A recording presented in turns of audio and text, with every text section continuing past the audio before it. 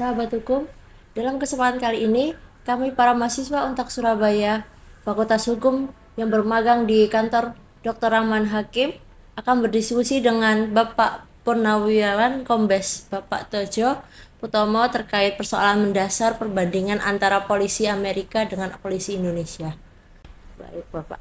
Di sini saya akan mau bertanya tentang apa kira-kira kalau bisa di ranking polisi terbaik di dunia itu dari negara mana dan Indonesia tuh masuk di ranking berapa?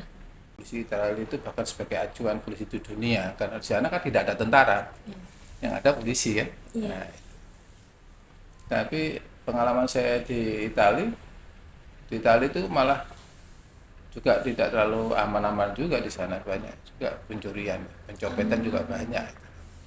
Sekarang itu kalau dulu itu kan seperti itu, kalau sekarang sudah banyak sama aja. Pak, kalau di Indonesia itu lembaga tertingginya itu kan dipegang oleh Kapolri. Lalu bagaimana dengan di Amerika? Beda, kalau polisi di Indonesia ini kan bertanggung jawab langsung pada presiden. Kalau polisi di Amerika sheriff itu ya, Iya. itu kepala pada gubernur di sana. Beda, kalau kita kan polisi terpusat ya, jadi lembaga terpusat. Jadi langsung kepolisian Republik Indonesia, berarti kan terpusat gitu. Berarti bertanggung jawabnya di setiap daerah-daerahnya seperti itu. Kalau di Amerika Iya, di ya Amerika. dia masuk pada gubernur, kalau kita pada presiden, itu perbedaannya. Kalau tugas pokoknya sama kan, sama-sama penegak hukum dia. Penjelasannya, apa perbedaan mendasar dari polisi Indonesia dan Amerika secara sistem kelembagaan? Ya, jelas kalau kita kan diatur oleh undang-undang ya, oleh undang-undang pokok kepolisian nomor 2 itu ya, dan hasil hasil revisi yang terbaru ya tahun 2002 itu ya, itu ada. Jadi Anda lihat di situ jelas berbeda.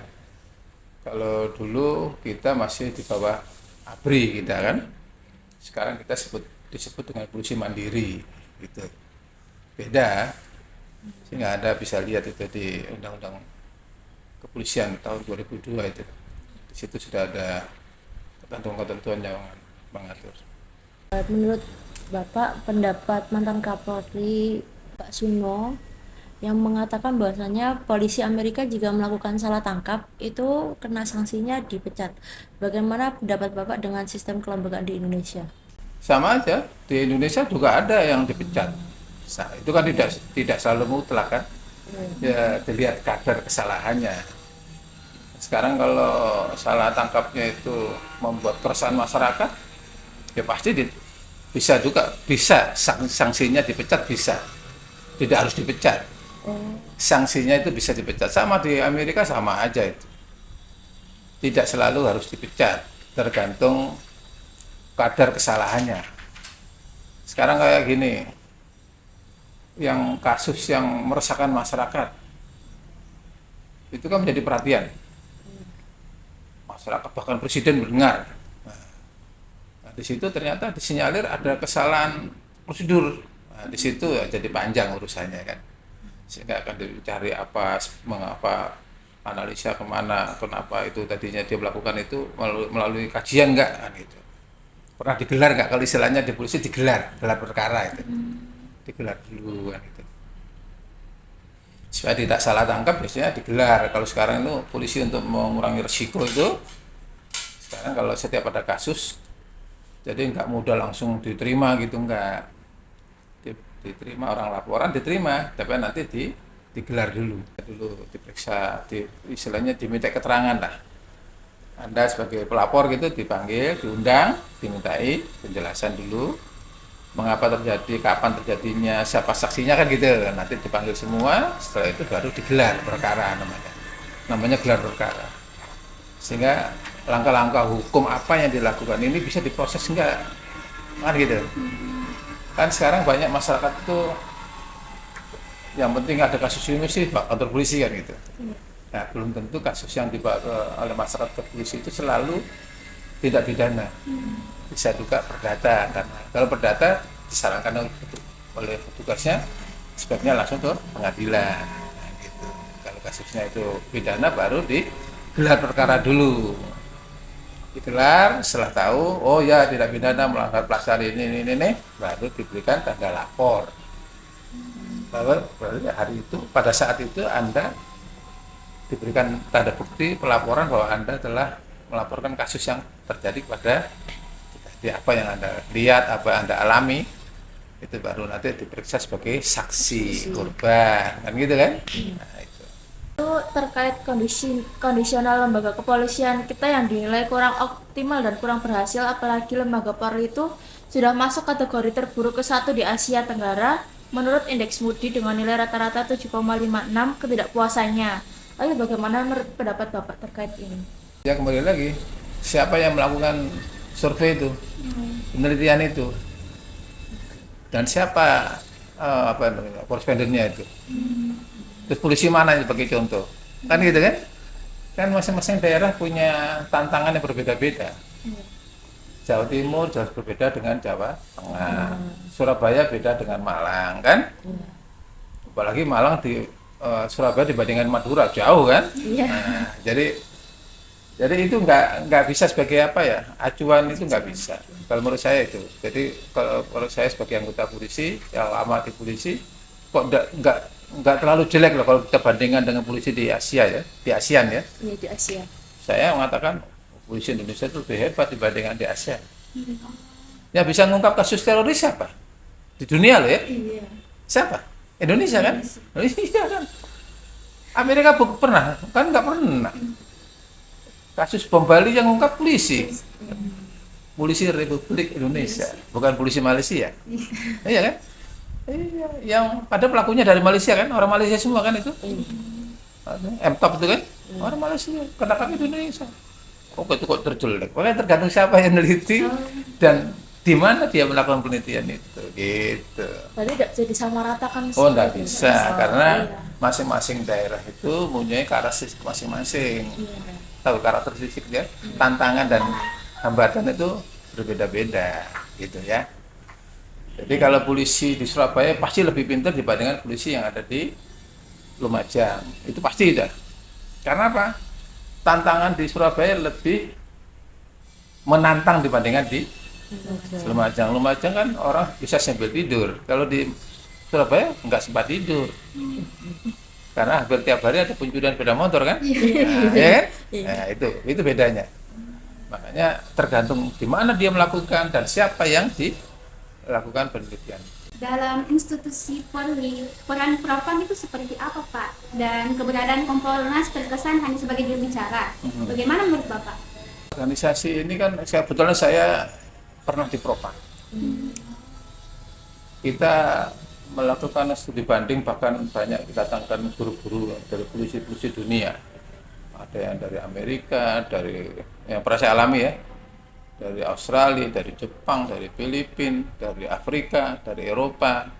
Kalau di Eropa itu yang tergabung dengan IOM kan. Kalau di Amerika yang tergabung dengan ICTAP. Itu kita mengambil perbandingan bagaimana cara menyusun aturan perundang-undangan tentang tugas pokoknya Propam. Saya masih ingat itu. Saya karena ikut saya.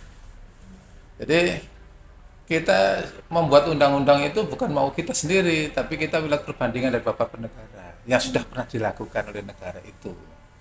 Dan apa yang bisa dilakukan di Indonesia dan apa yang tidak bisa. Karena kita punya konstitusi dan Undang-Undang 45 sekaligus punya Pancasila, tidak bertentangan dengan pri kemanusiaan. Nah itu bedanya dengan negara lain. Kalau negara lain kan nggak ada itu. Kalau kita akan melakukan tindakan hukum aja harus satu peringatan dulu kan, tidak boleh langsung dor. Di Amerika kan kamu lihat film itu kan langsung nembak orangnya. Oh di sini kan tidak boleh, harus nembak ke atas dulu, dor 3 kali kan. Nah contohnya seperti itu perbedaannya. Kalau di Indonesia itu harus itu nggak boleh. Dan yang kedua juga tidak semua orang bisa ditembak, harus ditahu bentuk kejahatan itu layak nggak ditembak. Jadi gitu. Jadi anggota itu ada sanksinya, itu tugasnya Propam. Tugasnya Propam itu untuk meneliti apa yang dilakukan anggota di lapangan. Dia sesuai nggak dengan aturan yang ada? Karena ada tahapannya deh. Kapan senjata digunakan dan kapan dia tidak bersenjata dan kapan dia bersenjata, harus ada aturannya. Itu semuanya sudah diatur. Jadi tidak bisa polisi sewenang-wenang. Walaupun kita punya senjata. Senjata itu fungsinya hanya untuk menjaga diri aja, untuk melindungi masyarakat, bukan untuk melindungi dirinya sendiri, utamanya masyarakat. Gitu loh. Tidak semua orang boleh ditembak. Selama dia masih bisa untuk melakukan edukasi pada masyarakat itu. Ayo, coba jangan kamu lakukan. Nah, terus dia mau, ya sudah. Diajak ngobrol, dipeluk kan? Kamu ngeliat di TV kan, dipeluk. Ya gitu. Ya memang aturannya begitu. Jadi kalau Anda lihat hasil survei, ya dilihat dulu yang survei siapa itu. Dan di mana dilakukan. Gitu. Bagaimana pendapat Bapak tentang Komite Gus Dur yang berkelakar yang mengatakan polisi kita paling jujur, pertama polisi Patung, polisi Tidur, sama Bapak Hugeng, Kapten Kapolri. Ya, dan Pak Hugeng itu memang merupakan kebanggaan kita sebagai anggota polisi. Iya. Orang yang bisa, polisi yang bisa sebagai contoh gitu ya. Kan zamannya Pak Hugeng lahir pada saat itu, jadi Kapolri pada saat itu. Zaman Indonesia mobil aja bisa dihitung berapa jumlahnya kan. Waktu kan mau lihat filmnya Pak Hugeng kan, di Jakarta banyak orang jalan kaki dibandingkan dengan jumlah mobil kan. Nah, itu. Nah, sekarang beda lagi, zamannya udah berbeda kan. Si jujur itu kan sekarang udah banyak itu Hugeng obat itu, ya kan? Ternyata banyak juga, karena selama ini kan tidak pernah dilakukan penelitian. Setelah dilakukan penelitian banyak itu. Polisi yang baik itu banyak, dan yang sepengetahuan saya banyak. Selama saya dinas itu, saya melihat sebenarnya banyak polisi yang baik. Hanya pada saat itu kan tidak pernah dilakukan penelitian. Ya kan? Tidak pernah dibukukan, tidak ada orang peduli. Oh banyak deh. Orang yang polisinya jelek itu sedikit sebenarnya. Lalu akhir-akhir ini ditemukan berita di media sosial telah ditemukan 7 mayat di Ya, di yang Bekasi. mengambang ya di Sungai Kali Bekasi Jati Asih itu. Untuk menghindari dan takut dengan polisi pada akhirnya meninggal dunia itu gimana Pak? Itu kalau kamu ngikuti, itu sebenarnya polisi sudah melakukan antisipasi. Udah tahapan sudah dilakukan, melakukan pemeriksaan terhadap saksi, maksudnya masyarakat, termasuk polisi yang bertugas, termasuk polisi yang sedang tidak bertugas di tempat itu maksudnya. Ditanya semua, ternyata dan tidak ada kekerasan itu. Hanya mereka kebetulan kan kita tahu di daerah Jawa Barat, di Jakarta itu sering ada tawuran kan, antar kelompok itu. Nah itu begitu dengar ada suara sirine, dia lari, nah, lari ke belakang, ada sungai lompat, dia nggak bisa renang. Makanya kan tidak ditemukan ada bukti kekerasan dan sebagainya itu. Karena itu, berarti yang salah siapa? Bukan petugasnya, berarti orang tuanya yang nggak mau ngecek anaknya. Kemana anak saya nggak pulang, saudara saya kemana kok nggak pulang-pulang, harusnya kan gitu. Nah, jadi saya menghimbau ya kita saling peduli lah, jangan semuanya diserahkan pada polisi kan gitu. Jadi masyarakat juga harus saling menjaga berperan aktif. Di media sosial berada berita di daerah Tanjung Pandang, Belitung, yang dimana seorang anak datang melapor ke Polsek, melaporkan pemilik panti asuhan yang telah mencabuli dirinya, malah mendapat pencabulan dari polisi yang berdalih menceritakan kronologi. Itu bagaimana Pak? Ya, tidak boleh lah. Kan kita semua orang itu nggak peduli itu anak yatim siapapun ya tetap harus dilindungi kan. Ya kalau ada pelapor datang ya harus diterima dengan baik dan harus dilindungi dia. Justru dia jangan, malah dia yang berbuat gitu ya nggak benar lah. Kalau bisa ditindak sesuai dengan hukum yang berlaku. Dan itu hukumannya lebih berat dibandingkan kamu yang berbuat. Di polisi itu ada tambahan 2/3 itu lebih berat. Jadi kalau orang lain kena 1 tahun, polisi bisa 3 tahun itu. Jadi bukan polisi, kalau polisi lebih ringan, enggak begitu hukumnya. Lalu Pak, katanya perjudian dan pelacuran itu dilarang oleh negara dan agama. Tapi di Indonesia ini faktanya masih menjamur persoalan prostitusi terselubung dan aneka perjudian. Lalu bagaimana dengan ini Pak? Pengalaman saya sebagai polisi, ya apapun bentuk perjudian tetap dilarang. Bentuk prostitusi itu harus dilarang, itu sejak dulu dilarang, walaupun undang-undang negara tidak ada, anggap aja tidak ada gitu ya, agama kan melarang. Masyarakat yang melarang, jadi masyarakat yang harus membuat benteng itu. Di masyarakat kan bisa membuat paguyuban untuk tidak memberikan kesempatan mereka untuk melakukan judi maupun prostitusi itu. Contohnya di Surabaya. Dulu dikenal dengan apa? Nama Doli. Contohnya Bu Risma kan bukan polisi, Iya. tapi kan bisa melakukan itu. Iya. Nah, berarti bukan hanya Bu Risma, semua aja asal ada kemauan. Gitu.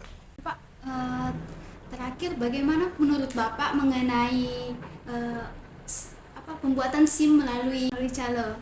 Nggak boleh, sudah ada tulisannya kok. Biasanya kan diumumkan itu. Tidak boleh ngurusin melalui calo, kan ada. Tapi masih banyak oknum polisi itu yang Masih. melakukan Nah iya, berarti kan masyarakat tidak bisa baca kan? Iya. Harusnya tidak dilakukan. Oh, Istilah teori di polisi ada gini. Ada niat dan kesempatan. N ini jangan sampai ketemu dengan K. Kalau N ketemu K pasti akan terjadi. Tidak pidana atau apa akan terjadi. Lah caranya gimana? Hilangkan niatnya atau kesempatannya yang dihilangkan. Tadi polisi sudah membuat itu aturan. Dilarang mengurusin lewat calo.